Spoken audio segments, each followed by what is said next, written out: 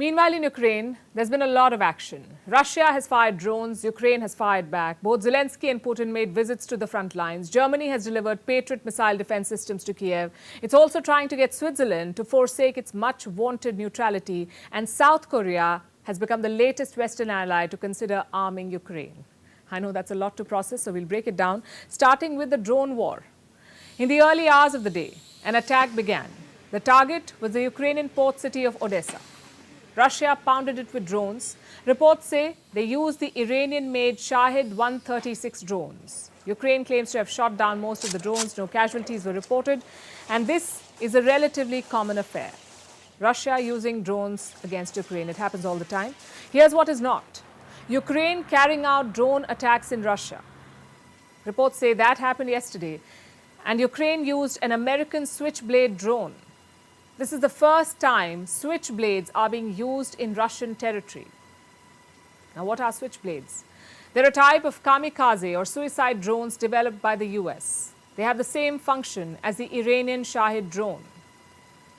Find a target and crash into it, exploding on impact. That's what they do.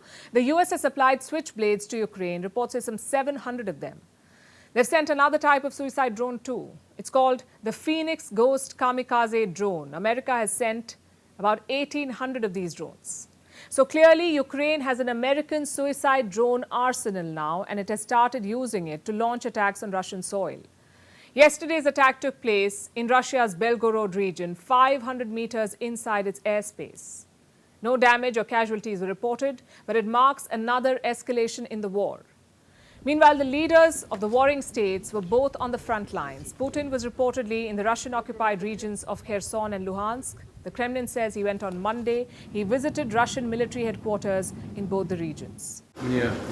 It's important to me to hear your opinion about how the situation develops. Listen to you, exchange information. The day after Putin's visit, violence erupted in the region. There was artillery fire. At least one person was killed and 9 injured. First a whistle, then a loud explosion. It was deafening, very strong. I turned around, saw that everything was flying apart. Everyone started to run away. This was only the first flight.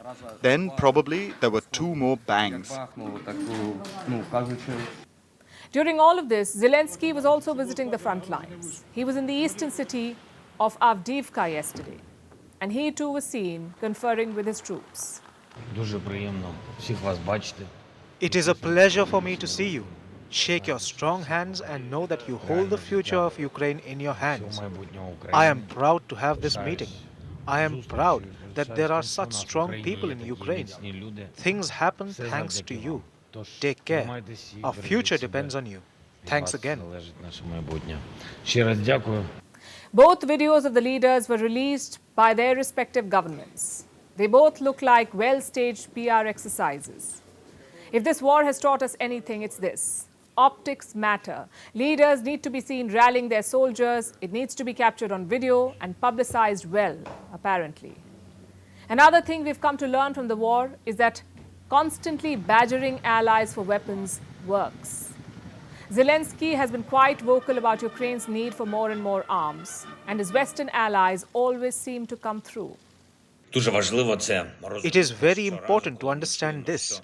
Every time we hear that the promised supply of weapons is delayed, every time there are doubts about the type of weapons for Ukraine, about the range or other quality characteristics, it means every time Ukrainian soldiers are giving their lives so that we have this time, the time that is spent to convince, so that the supply of the necessary weapons takes place after all.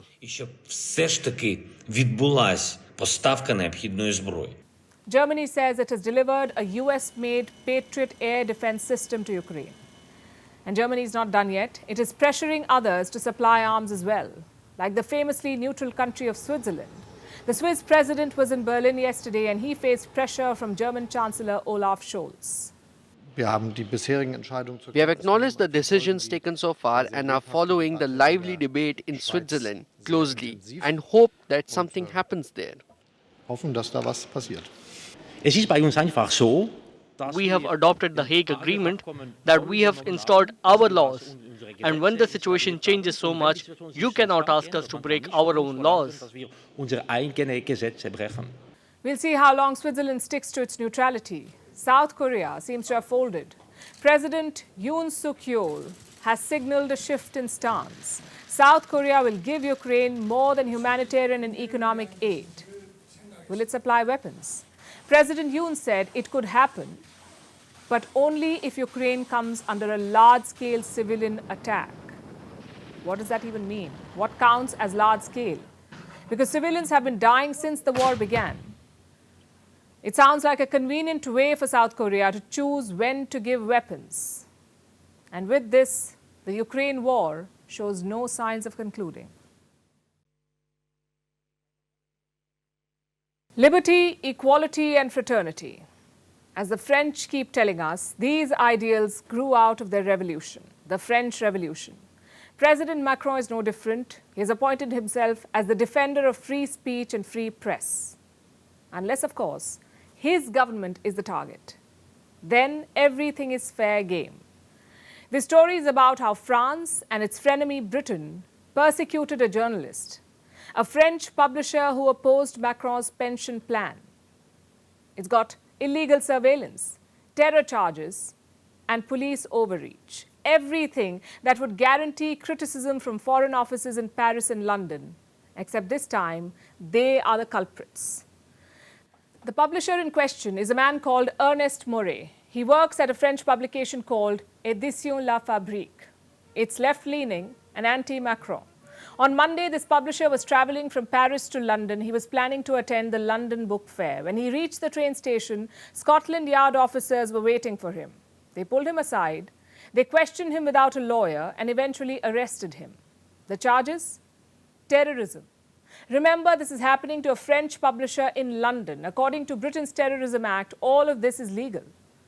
The interception at the station, the questioning without a lawyer, the arrest without justification, all of this is permitted under certain sections of the Terrorism Act. But the question is, what prompted this heavy-handedness? The police say the publisher was involved in France's pension protests. Nothing illegal last we checked. How does that justify invoking a terror charge? And more importantly, how did Scotland Yard know that this publisher was traveling to London? The speculation is it's a joint operation, that France tipped off Scotland Yard. And if so, it's a violation of monumental proportions. The police asked this man to give up his phone and passcodes. When he refused to do it, he was taken into custody. It was only on Tuesday that the French publisher was released on bail. So much for freedom of press. The fact is, we should not be surprised by any of this. President Macron's free speech monologues are a facade at best and hypocrisy at worst. Consider a few of these examples. In July 2021, a French billboard owner was fined 10,000 euros. His crime? Depicting Macron as Adolf Hitler. Now, I agree the comparison was in poor taste, but remember, this is the same president who defended insults to Prophet Muhammad as freedom of expression. Surely the billboard was not as bad. In 2019, a French court convicted 2 people on contempt charges. Guess what they had done?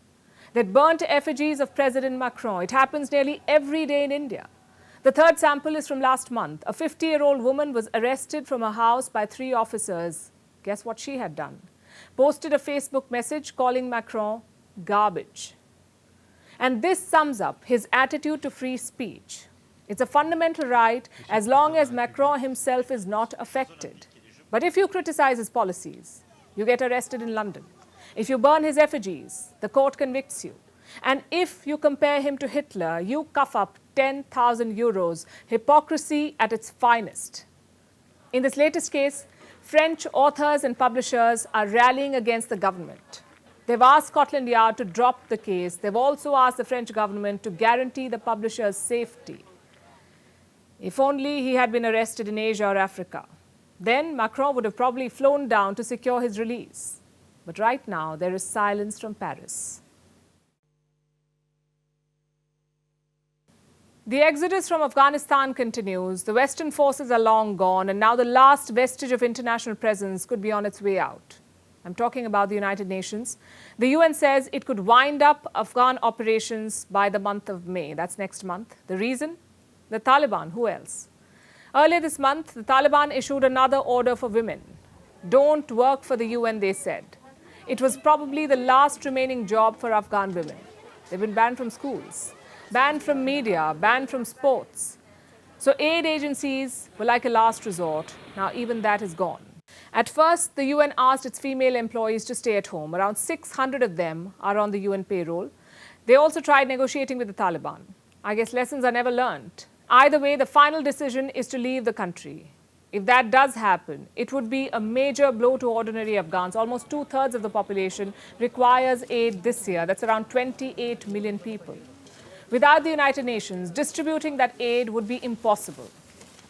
And then again, perhaps that's what the Taliban want: direct access to international aid. The truth is, the world does not know what to do with Afghanistan.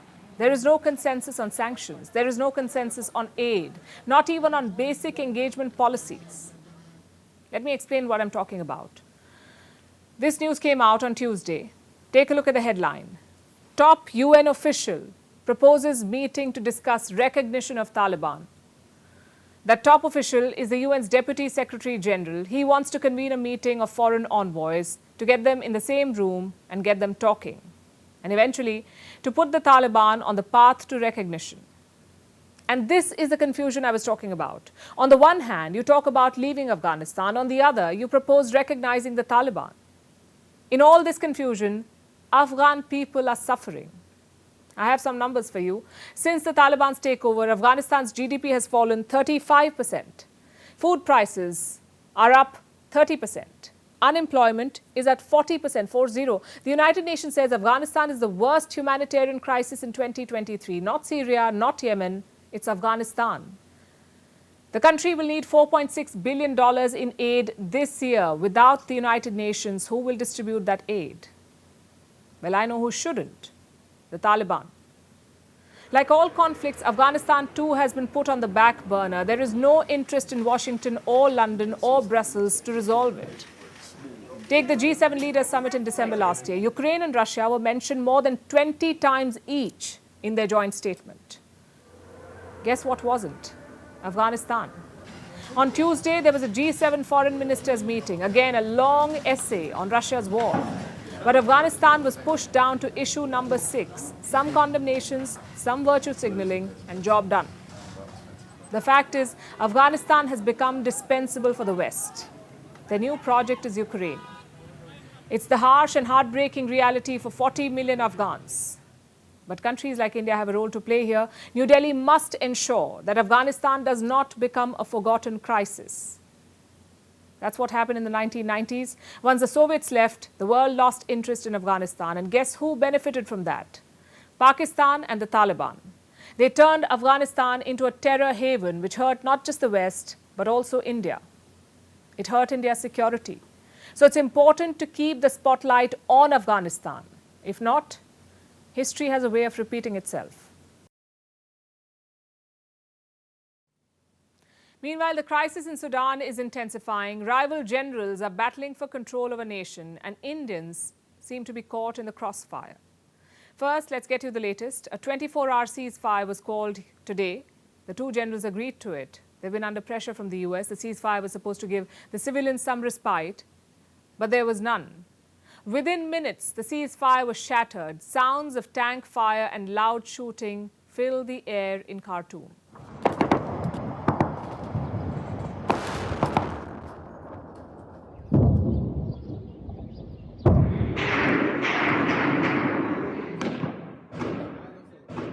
Imagine living under the shadow of warplanes and being surrounded by gunfire. The capital of Sudan, Khartoum, is now a war zone. At least 270 people have been killed so far. Around 2,600 have been injured. This was the 5th day of clashes, and the fighting continues on several fronts. It's a full-blown crisis, even for India. One Indian has died in the ongoing conflict. Many others are said to be stuck there. We don't have a clear figure. There are conflicting reports. One of them says 31 Indians are stranded. It is believed that nearly 1,500 Indian nationals live in the Sudan. They're based in different cities. One of them recorded and posted a video. His name is Maheen. He's 22 years old. Last evening, he witnessed the ceasefire unraveling. Their 24 hours on ceasefire agreement looks so fake because they started fighting again.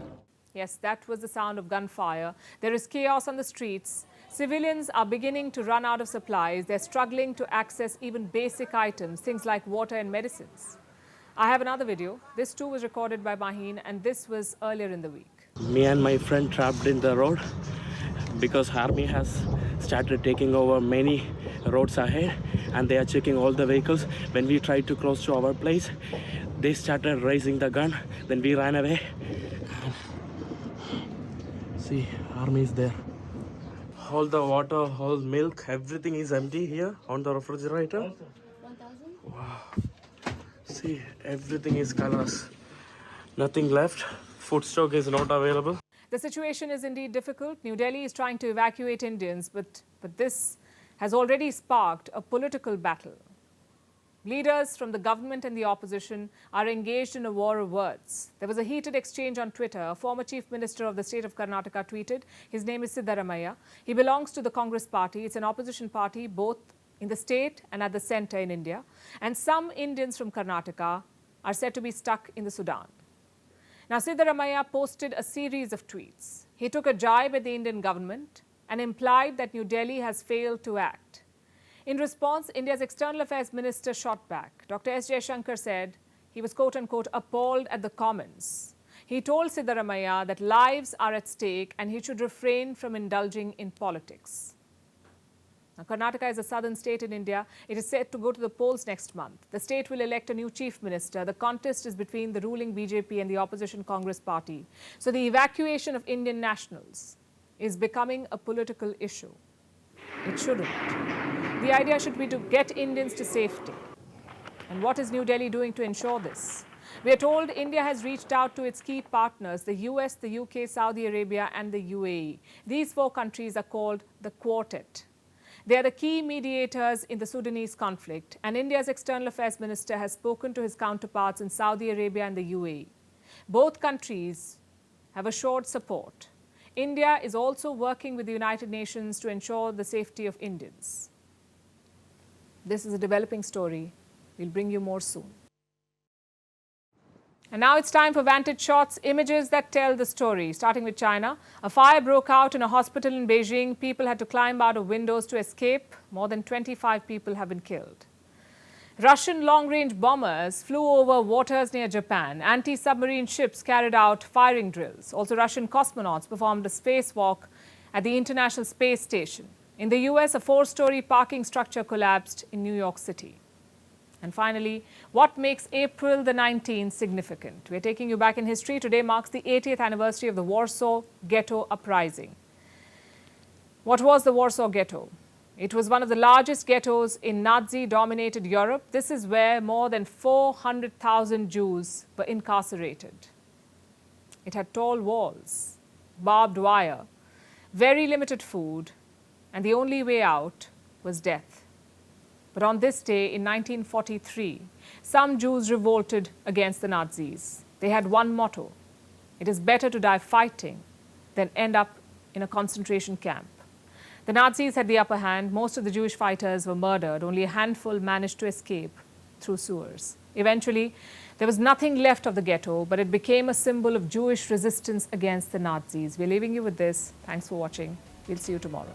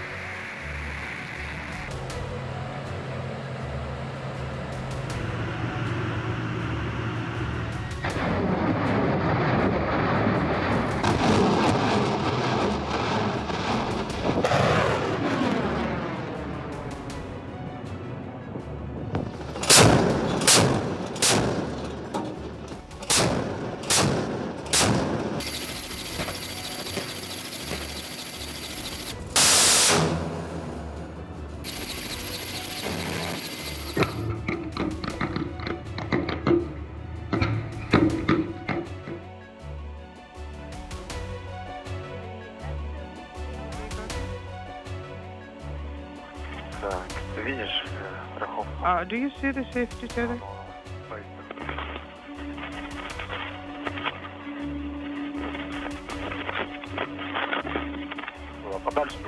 You think should do it a little bit farther away, yes? The Rosviet module on the earth-facing side of the station, where they will set up shop. Oh my god, this is like... and dude, Beekman's... Oh my god. Oh, we're getting pace alerts. This is like quite... Now we have to evacuate.